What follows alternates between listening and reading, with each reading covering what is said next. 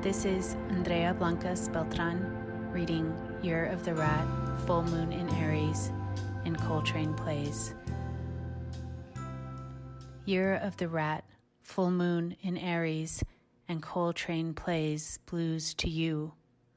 I have folded my sorrows like fitted bed sheets, fraying elastic, the faint scent of an ex-lover's detergent, and my palms holding the creases against my skin, a way to live into them. I have folded. My sorrows don't ask for any precision other than my hands against their hands, mountains of holding, a mountain of folds smoothed out for the moon and the impossible season Mars makes of it. Have I folded my sorrows well enough into the weather of the darkest corner of a fading restaurant and the small talk caught in its walls? I have folded my sorrows. I have forded the shallows, dragging my sheets and their sweet unfoldings into another intractable year. About this poem. This poem owes debts to Bob Kaufman's poem, I Have Folded My Sorrows into the Mantle of Summer Night, as well as Wah Win and Kristen Prevalet's workshop, Duende Beat. Our writing improvisation for our first virtual gathering involved flipping through Kaufman's collected works and randomly selecting one line. We were asked to consider this line a gift from Kaufman, while Kristen reminded us, don't think about it, feel it. A spiral of the selected line was of importance, and this poem swirled as I listened to John Coltrane. This poem is also indebted to Mary Ruffel and her impromptu performance of folding a fitted sheet one summer at VCFA.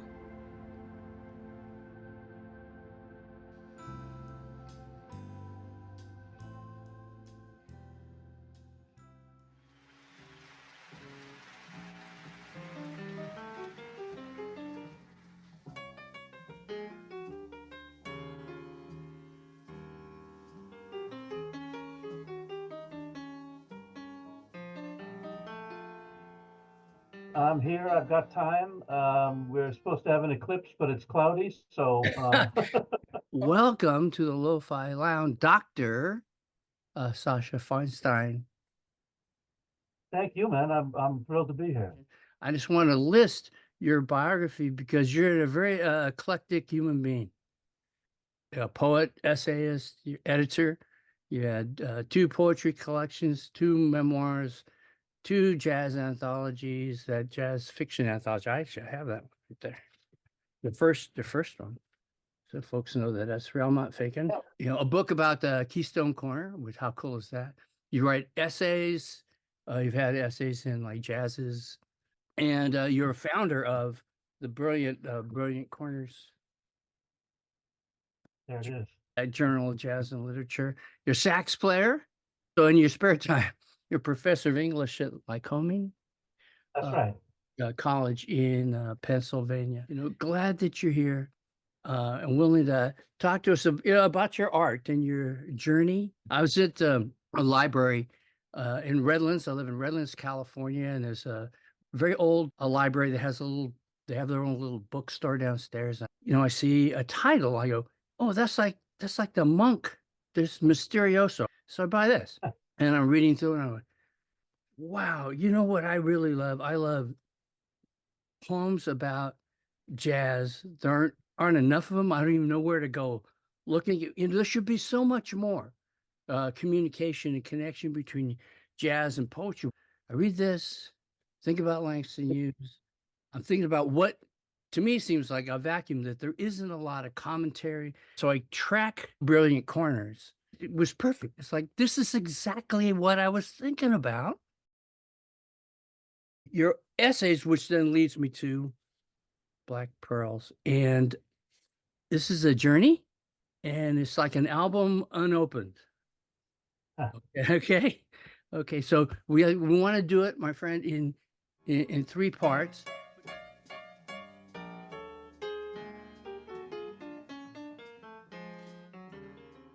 Oh, man, I mean, first of all, I'm so flattered that you have done all this research. I'm delighted that you love Brilliant Corners, and jazz really helped give me a life, and so it's been wonderful over the years to give back.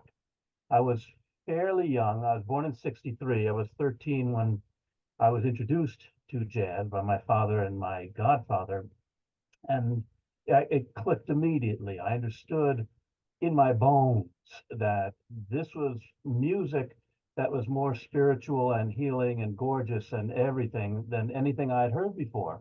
And I was hooked. um, and in fact, I thought in high school I would be a jazz musician. And when I went to college, I realized a couple crucial things. One was that being a superstar in a high school doesn't mean you're going to be a professional, especially if you haven't had private training from the age of, whatever. And I had an English teacher who hipped me not just to Langston Hughes, but to Michael Harper, to all sorts of poets who were embracing this music because he recognized in me someone who had a chance to make writing as a career. And that's the poet Jerry Ramsey. And I owe him so much for helping solidify those connections. Is this as an eclectic artist and a teacher? Teachers have to be eclectic too. You've taken so many different creative paths. Has jazz or literature been your most dominant theme? Did jazz drive you into poetry, or poetry essays deepen your path into jazz? I would say that in terms of real passionate pursuit, jazz had the edge on literature early on. And you also have to understand that I'm the child of two abstract expressionist painters. And so that art was, I mean, I lived in an art house. Art was everywhere. It was the centerpiece of all discussions. It was the ideal of living a life fully, being creative. And so it's not so much that I think I'm eclectic as I just was introduced to a whole lot of stuff very early on, you know, and I'm not someone who thinks that, poetry is jazz. When I hear that, I wince, or conversely, painting is, but whatever. No, there are different arts, there are different strengths, there are all sorts of things, but there are significant overlaps. And I think the music of poetry connects to the music of jazz. I think that the edges of a canvas correspond to line breaks and stanza breaks. I mean, I think there are definite crossovers in the arts, and I've just been very lucky that I was never raised to separate them. And so making those connections was not a big hurdle for me. I really get a sense that I'm in that house with you, because the house itself is this art project, this Yes. moving parts. So what leads you to that first collection of poems? Like any writer, I write from locations of passion, right? Mhm. And so if I was not writing about jazz, that would be very strange. There are also plenty of poems in there about family. Mhm. I pride myself on being a family man. I'm not one of these artists who think that, art is my children, that type of thing. So I do write about passions, and jazz is hugely important to me. The other thing is that when I went to graduate school, I lucked out by studying with Yusef Komunyakaa, who I still think is as good a poet as we have in the world, and his love of jazz fueled mine as well, and his guidance as a teacher of poetry helped shape my poems in this first collection, and it's one that I hope holds up. It was published a long time ago now. Yeah. But I believe in it. It's still one of the greatest honors of my life that Hayden Carruth selected it for that first award in his name. And um, you know, the players who are invoked in this, I can't imagine my life without. I can't imagine my life without the music of Thelonious Monk. I can't imagine my life without Coltrane. Yeah. There's a lengthy sonnet series in here for a jazz drummer who's virtually unknown, but I loved him very much, you know. There are lots of reasons that it coalesced in this collection. The title poem was actually three separate poems, and they were published separately. And it was Youssef who actually said that Monk was overwhelming the book, and that it would be smart to put them together as sections instead of individual pieces. I owe him that. I owe him so much. Yeah.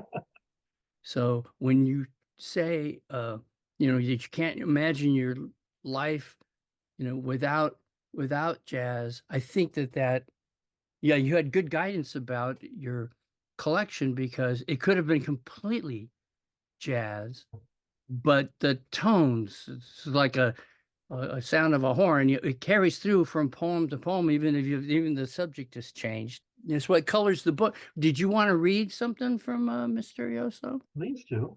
Yeah. You said that you were interested in hearing Coltrane. His white horse sleep can't be seen on record, though Monk's double call, loud at first, then softer, propels him to his feet, galloping into Well You Needn't. Water and God will clean Train's body by the end of the year, 57. But now only Monk's voice cuts through the drug's pull. His mouthpiece locks against rotting teeth, sound responding in a flurry on the beat. It's a strong solo, but not his best, not quite up to what would come. 10 years before his death, he's 31, just 4 years older than I am now. The tape clicks into auto reverse, and as I drive past Indiana's busted red barns, the album cover comes to mind. Monk's checkered cap, dark green shades with bamboo at the side, natty black suit, kerchief in the pocket. On his lap, sheet music atop an attaché case, and he's crouched into a child's red wagon, half-heartedly holding the handle. He was 39. His tilted head in time, as seen by an almost dead cigarette, lets us guess he's had enough takes for one day. When my friend John turned the same age, 2 years before his body stopped holding the daily court, bloating like someone drowned before he dried out for good, I gave him that record. All evening, Monk and Train played back up to trays of heavy crystal clinking Jack Daniels on ice. A nickel-dime poker game in the corner with less at stake, it seemed, than John's articulately slurred argument, fate versus free will. His art students, some said in the morning, did well before they switched to Ouzo. I'd left by that round. Lily, my date, wanted some air, to walk by the Ipswich River, then the graveyard, because she said there's no better relief for the August nights. She took me to the moonlit Mayflower stones, our fingers inside the mossy etched slate to feel a time that had passed. We crossed a path of pine needles, tall cedar trees, some fallen by the winter's blight, thick and tangled wood filling the air with carmine scent. It was there she told me what happened to her as a child, how her mother must have heard father closing one door, then the other. What could I tell her? When I touched her hand, she kissed me on the mouth, said she was sorry it was the drink, that she'd ruined the evening, and pleased not to think less of her. Most had fallen asleep when we returned. We left some people in rocking chairs, a card player on the couch, the carpet patterned with arms and legs like a Caravaggio, varnish darkening as we turned off Noguchi lamps, the overheated stereo. Driving alone to Thelonious' septet I often wonder if she ever made it south. Summer in New Orleans, her paisley blouse catching smoke, blues bands outside the French Quarter, shadows of trombone slides and clarinets muting their solos across her eyes. Before she drove away, I held her close enough to feel against my face her hair, curling and smelling sweet, almost like the vapors of whiskey, almost like cedar. I love that poem, and part of it is that it does, I think, what all the best art does is that there's it has stages. You're in different settings, it's cinematic, and I'm thinking, okay, I'm experiencing this feeling, but there's some darker thing here, and you get to it. But it was the phrase, the smoke going through the blouse, that I was thinking, and I kind of just went back over to that phrase, that I think art, you try to reveal, a feeling or an inner understanding, but there was that thing, and it was lingering with me, that smoke. Come to read your book, it was at Black Pearls a week ago, and that poem pops right up again, and then the real story with even a more tragic ending to it is something that I rarely will you get to interact with a piece of art where you would get any other kind of commentary. You have to live with the poem, and it lives with you. When you were writing that must have been really hard to tell the third piece, the third act.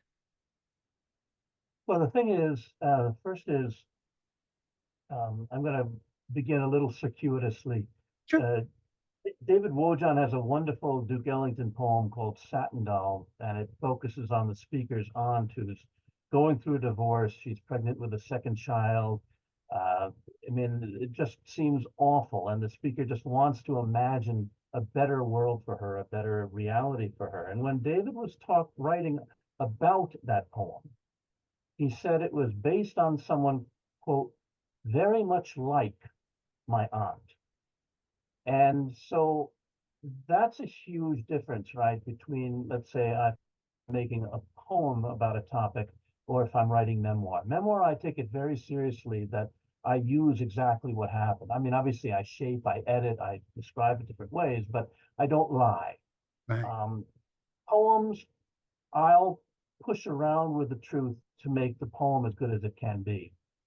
And while, yes, there are certain things in there that are autobiographical, there are other things that have been shaded a bit. What I wanted to get forth in this poem was the idea of how we pull ourselves out of adversity, beginning with Coltrane and his dental issues and nodding out on the stand, and then suddenly coming alive and maybe not being as great as he's going to be, but absolutely doing his best and leading towards something greater. And then in the middle in that party, the fact that they're talking about fate versus free will. The question is, okay, what are things that do seem fated? How do they shape you? And how much of your free will can counter that? Culminating finally in this young woman who is coming from great adversity and wondering, where does it end? Where does it go? Is it going to be a beautiful close? Will it not be?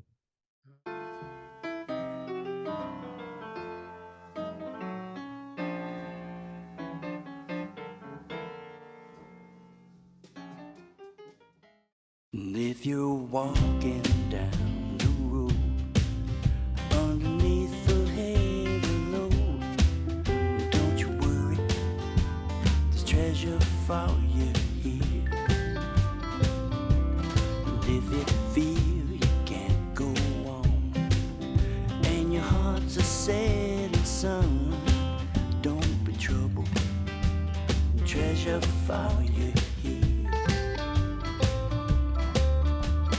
In your mind, you're waiting for connection.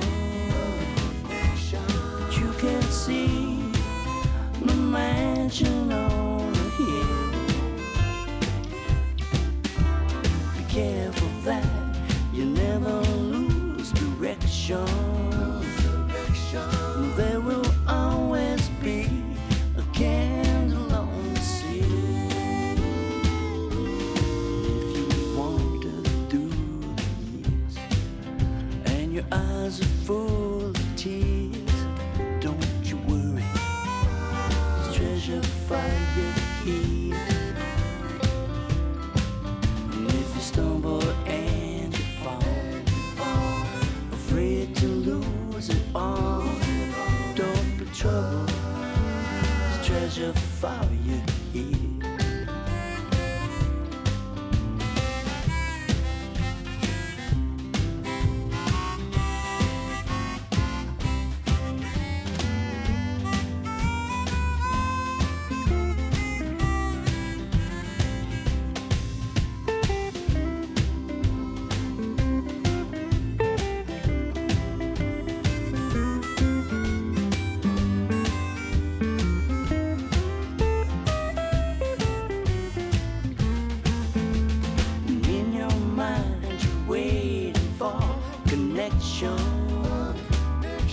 But you can't see no mansion on a hill.